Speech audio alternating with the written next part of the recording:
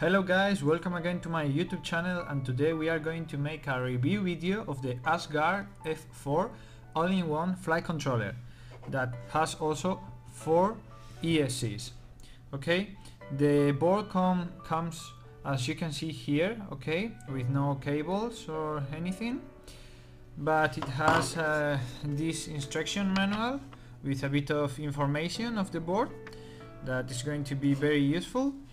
And we are going to take a closer look to the board and let's see the features that it has. Okay, so here you can take a closer look to the board, and as we said before, this is an F4 flight controller with 4 ESCs, and at the other side of the board we can check that it has an SD card expansion for the black box feature, and it also have here a 5-volt regulator and the chip for the Betaflight OSD.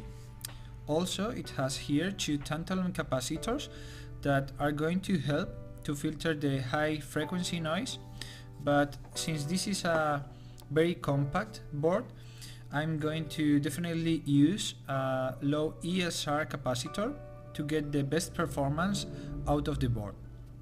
So here we can check the resistor for the current sensor. That is a very important feature for me. And this line that you can see right here, it's to improve the performance of the ESCs at high current. So at the instructions, they suggest to add a bit of solder to this line, and that's going to help with the performance of the ESCs. The actual amp rating of the ESCs depends on the airflow that the board gets, but I think with the solder on this line and good airflow, the performance is going to be around 30 amps with higher burst, so it's going to be more than enough. And also you can check here that we have 2 connectors and some pads to solder, and if you check here the instructions, you can check here that these are the UART1, the UART6. This is a 5-volt output, and here you can select between a 5-volt or 3-volt output, and you can select it right here. Okay, so the instructions are very useful.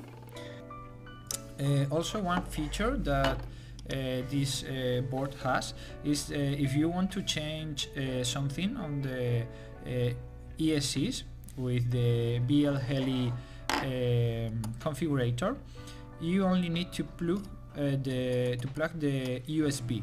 You don't need to feed the with the battery. You don't need to connect the battery in order to make some changes to the ESCs, so that's easier. And that's almost everything. I think this is a very good option for a lightweight build, and also you are going to have a very clean build because you only need to solder the motors directly to the pads. I'm planning to build this one with a Gondi S5 frame from Helipal, from Storm Hobby, and I'm going to use some light motors to have a very powerful machine with lightweight. This board, you can buy this board from myairbot.com. Well, I'm going to solder the motors and install the flight controller on the frame, and you can check how clean is a build with this board. So here you have the Asgard with the motors already soldered to the ESCs, and as you can see, the build is going to be very clean. I only need to solder my camera, my BTX, and the battery leads, and I'm going to be ready to go. The stock orientation of the flight controller should be, this should be the front of the quad, this should be the rear, and this having the battery leads at the right of the quad. But I decided to rotate the flight controller because I prefer my battery leads at the rear of the quad, and also because the flight controller was very close to the holes for the standoffs of the frame.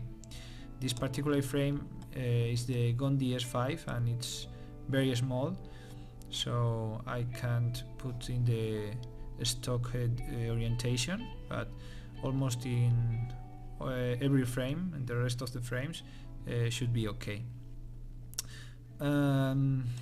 Yeah, that's it. Those are some new motors that I'm going to test. I'm going to show you the canopy. Here I have the top plate and also the canopy for the Gondi frame, and I think it's going to be perfect. So thank you very much to Airbot for sending me this Asgard to review, and I'm going to tell you soon how it performs on the air. So thank you very much.